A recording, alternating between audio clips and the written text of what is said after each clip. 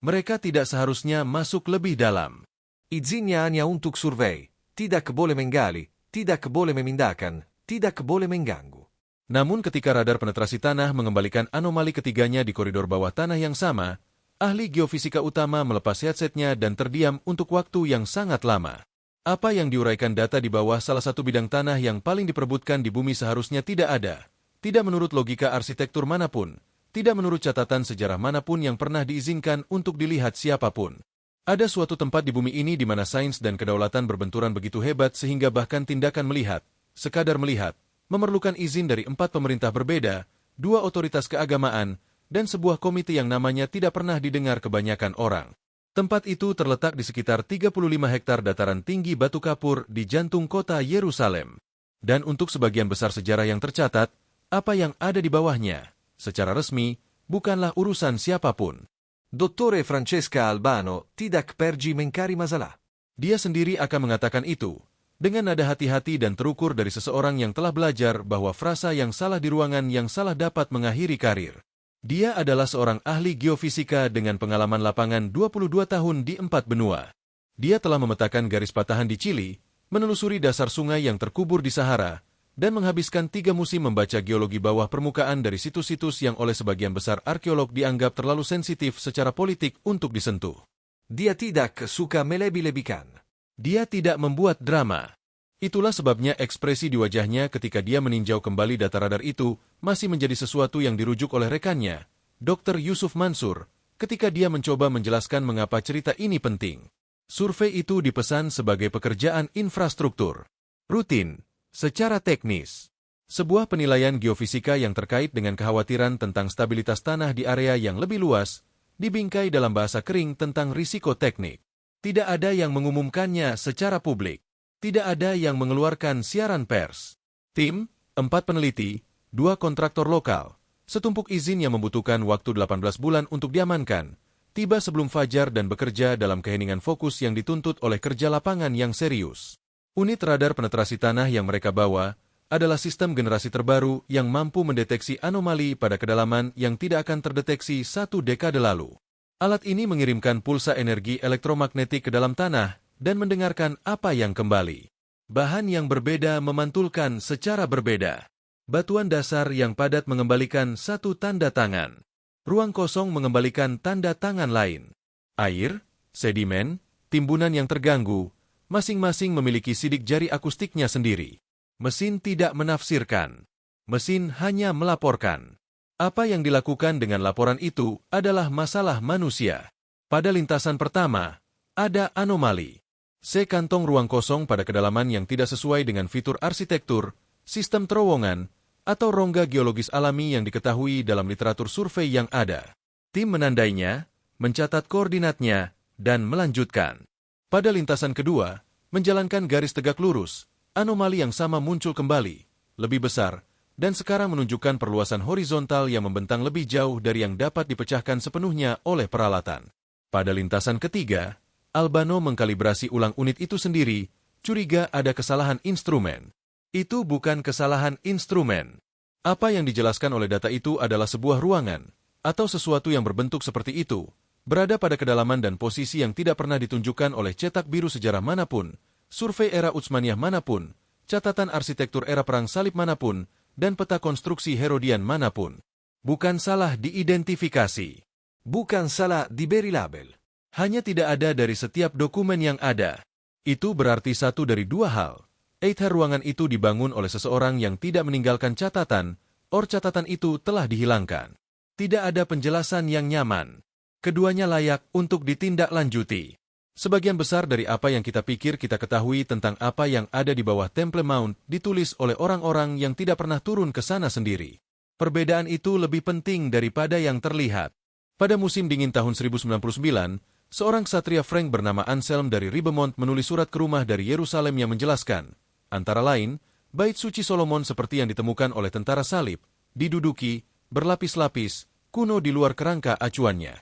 Dia menulis bahwa kedalaman di bawah tempat kudus dikatakan memiliki ruang di dalam ruangan yang mengarah tidak keluar tetapi ke bawah, dan bahwa orang-orang yang menjaga ruangan itu bukanlah mereka yang memegang kunci. Itu adalah baris yang aneh. Para sejarawan sebagian besar menganggapnya sebagai metafora, atau hiasan musafir, atau jenis hal yang ditulis seseorang ketika mencoba mengesankan orang di rumah. Tapi Anselm bukanlah penulis puitis. Dia metodis. Literal. Surat-suratnya yang lain terbaca seperti laporan logistik. Baris khusus itu tidak cocok. Dia tidak sendiri. Kumpulan tulisan abad pertengahan tentang Yerusalem, kronik, catatan ziarah, catatan administratif, catatan para sarjana dan pendeta dan pedagang yang melewatinya, mengandung alur yang tenang namun konsisten. Referensi ke ruang-ruang di bawah gunung yang tidak sesuai dengan terowongan dan lorong-lorong beratap yang didokumentasikan secara resmi. Seorang ahli geografi Arab abad ke-12 bernama Al-Idrisi menggambarkan arsitektur bawah tanah tempat kudus itu dalam istilah-istilah yang hingga hari ini tidak dapat sepenuhnya diselaraskan oleh para arkeolog dengan catatan fisik yang diketahui. Dia mencantumkan dimensi. Dia memberi arah bantalan. Dia menulis seolah-olah dia bekerja dari sesuatu yang lebih tepat dari sekadar desas-desus. Catatannya telah dikutip dalam makalah akademis, lalu dikesampingkan, lalu dikutip lagi, dalam siklus yang menunjukkan tidak ada yang benar-benar tahu apa yang harus dilakukan dengannya. Dr. Miriam Szabo menghabiskan 11 tahun di arsip. Bukan sebagai usaha romantis, dia akan tersinggung dengan karakterisasi itu. Dia adalah sejarawan arsitektur Islam abad pertengahan di Universitas Wina, dan minatnya pada catatan dokumenter seputar Temple Mount dimulai, katanya, sebagai masalah catatan kaki. Dia terus menemukan referensi yang tidak bisa dia lacak ke sumber yang dikenal. Kutipan yang dikaitkan dengan teks yang tidak muncul dalam katalog manapun. Deskripsi arsitektur terperinci dalam naskah-naskah yang secara resmi diklasifikasikan sebagai komentar teologis. Satu naskah tertentu, teks Andalusia abad ke-13 yang disimpan dalam koleksi pribadi di Maroko, berisi sebuah bagian yang telah dia habiskan waktu 3 tahun untuk mencoba memverifikasi secara independen. Itu menggambarkan sebuah ruangan tersegel, diakses bukan dari atas tetapi dari samping, melalui koridor yang membentang pada sudut yang tidak konsisten dengan kisi-kisi konstruksi Herodian. Ruangan itu, menurut teks, disegel bukan oleh Romawi, bukan oleh tentara salib, tetapi oleh seseorang yang lebih awal. Dan alasan yang diberikan untuk penyegelan itu adalah bagian yang membuatnya terjaga. Dia tidak akan mengatakan apa alasan itu. Tidak di depan kamera, tidak sekarang. Dia bilang teks itu perlu verifikasi lebih lanjut. Tapi cara dia mengatakannya, sedikit datarnya suaranya, pergeseran kontak mata yang disengaja, menunjukkan bahwa alasannya bukanlah masalahnya.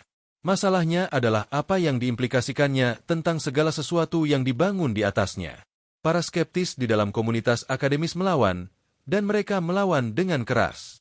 Dr. Ronald Mercer, seorang arkeolog Alkitab di Cambridge, berpendapat bahwa catatan dokumenter abad pertengahan penuh dengan fabrikasi, motivasi yang keliru, dan jenis arsitektur angan-angan yang diciptakan oleh para peziarah dan penulis kronik untuk memberikan situs-situs suci kemegahan yang layak mereka dapatkan. Dia menunjukkan bahwa hampir setiap situs suci kuno di dunia memiliki tradisi ruang bawah tanah rahasia, dan hampir tidak satu pun dari mereka yang pernah terwujud dalam penggalian. Polanya, katanya, adalah tentang psikologi manusia, bukan sejarah tersembunyi. Dia tidak salah tentang polanya. Pertanyaannya adalah apakah kasus khusus ini adalah pengecualian atau lebih dari hal yang sama. Pertanyaan itu tidak menjadi lebih mudah ketika data radar tiba. Dia menjalankan garis yang sama 7 kali. Sebagian besar ahli geofisika akan memberitahu Anda bahwa 3 konfirmasi sudah cukup untuk pembacaan anomali yang andal. 7 berarti sesuatu yang lain. 7 berarti Anda tidak bersedia menjadi orang yang melaporkan ini salah. Radar penetrasi tanah, pada intinya, adalah teknologi pendengaran. Anda memancarkan, tanah merespons, dan responsnya memberitahu Anda apa yang selama ini disimpan oleh bumi. Fisikanya tidak eksotis. Prinsipnya pada dasarnya sama dengan sonar, diadaptasi untuk material padat daripada air. Yang membuat sistem modern luar biasa adalah resolusinya. Unit frekuensi tinggi saat ini dapat membedakan fitur pada kedalaman dengan kejelasan yang, 20 tahun lalu, akan memerlukan penggalian fisik untuk mengonfirmasinya. Mesin tidak menebak. Ia mengukur energi gelombang yang dipantulkan dan merendernya sebagai data. Interpretasinya adalah manusia. Pengukurannya bukan. Albano menjalankan lintasan ketujuhnya pada pukul 4.40 pagi. Saat itu dataran tinggi batu kapur terasa dingin dengan cara batu tua menjadi dingin. Bukan dinginnya suhu udara tetapi sesuatu yang datang dari dalam batu itu sendiri. Hawa dingin tersimpan yang telah terakumulasi selama berabad-abad. Dia telah menyuruh para kontraktor pulang. Hanya ada dia, Mansur, dan peralatannya. Kebisingan ambien kota selalu ada di Yerusalem, selalu berlapis-lapis, tumpang tindih panggilan doa dan lalu lintas dan bobot akustik tertentu dari tempat di mana 12 abad argumen telah meresap ke dalam dinding, telah mereda menjadi sesuatu yang mendekati keheningan. Yang entah bagaimana membuat data terasa lebih keras. Anomali menunjukkan dimensi yang konsisten di ketujuh lintasan. Kurang lebih persegi panjang. Pada kedalaman yang menempatkannya di bawah infrastruktur era Perang Salib, di bawah lapisan konstruksi Umayyah, dan, jika kalibrasi kedalaman berlaku, di bawah platform Herodian itu sendiri. Detail terakhir inilah yang membuat para insinyur dan arkeolog sama-sama terdiam, karena platform Herodian sangat masif. Herodes Agung memperluas Temple Mount pada abad pertama SM, menjadi salah satu proyek konstruksi religius terbesar di dunia kuno. Dinding penahan yang dia bangun masih berdiri. Pekerjaan pondasinya sangat besar skalanya. Menempatkan sebuah ruangan di bawah level itu, berarti menunjukkan bahwa ruangan itu sudah ada jauh sebelum masa Herodes. Dan apa yang ada sebelum masa Herodes di situs khusus ini, tergantung pada kerangka acuan Anda, Either konstruksi periode Bait Suci pertama, atau sesuatu yang tidak dapat dijelaskan dengan rapi oleh catatan sejarah yang tersedia. Ada versi dari temuan ini yang biasa-biasa saja. Para ahli geofisika yang telah meninjau data awal, dan beberapa telah melakukannya, secara informal, karena komunitas ini lebih kecil dari yang terlihat, telah menawarkan interpretasi yang bersaing. Seorang peneliti terkemuka dalam analisis radar penetrasi tanah menyarankan bahwa anomali itu bisa mewakili rongga pelarutan alami di batu kapur karstik yang secara geologis umum di wilayah ini. Yerusalem terletak di lanskap karst, berpori dan rentan terhadap pembentukan rongga alami saat air tanah melarutkan batuan selama ribuan tahun. Rongga alami pada kedalaman itu akan menjadi luar biasa tetapi bukan tanpa preseden. Itu tidak akan menulis ulang apapun. Albano telah mempertimbangkan interpretasi itu dengan hati-hati. Dia tidak mengabaikannya. Apa yang dia katakan, dengan tenang, dengan keengganan seseorang yang memahami beratnya klaim, adalah bahwa geometrinya salah untuk formasi alami. Rongga pelarutan mengikuti jalur air dan kelemahan di batuan. Mereka tidak beraturan. Melengkung. Responsif terhadap logika kebetulan waktu geologis. Apa yang dikembalikan radar memiliki sudut. Ketidaksepakatan akademis, di sebagian besar bidang, bersifat sopan. Terukur. Dilakukan melalui tinjauan sejawat dan makalah konferensi dan mekanisme lambat dan melelahkan dalam membangun konsensus. Di sekitar Temple Mount, tidak ada satupun dari itu. Itu adalah sesuatu yang lebih tua dan kurang terkendali. Saat Anda memperkenalkan data baru ke dalam percakapan khusus ini, Anda tidak hanya memasuki perdebatan ilmiah. Anda memasuki ruangan di mana setiap pertanyaan memiliki dimensi politik, setiap temuan memiliki konstituen, dan taruhannya, untuk identitas agama, untuk legitimasi teritorial, untuk pemahaman diri banyak peradaban, tidak abstrak. Mereka langsung. Mereka pribadi. Dan mereka tidak menghasilkan sains yang bersih. 3 peneliti yang meninjau data Albano dalam sesi tertutup pada akhir musim semi berasal dari disiplin ilmu dan dunia yang berbeda. Dr. Mansur, rekannya dan rekan penulis laporan survei pendahuluan, adalah seorang geolog Palestina yang keluarganya telah tinggal di Yerusalem selama 6 generasi. Dia tahu tanah ini seperti beberapa orang tahu wajah, bukan dari studi saja, tetapi dari kedekatan, dari keintiman khusus karena menjalani seluruh hidupmu di dekat sesuatu yang sangat besar.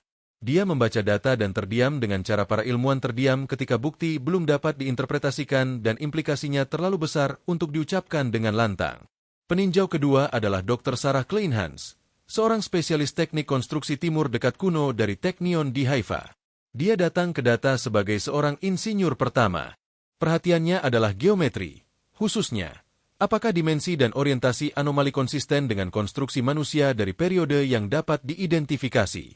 Kesimpulannya bersyarat, proporsinya konsisten dengan konstruksi yang disengaja, tetapi orientasinya tidak biasa, tidak sejajar dengan arah mata angin atau kisi-kisi arsitektur Temple Mount yang diketahui, tetapi mengikuti arah yang tidak dapat langsung dia cocokkan dengan tradisi bangunan yang terdokumentasi.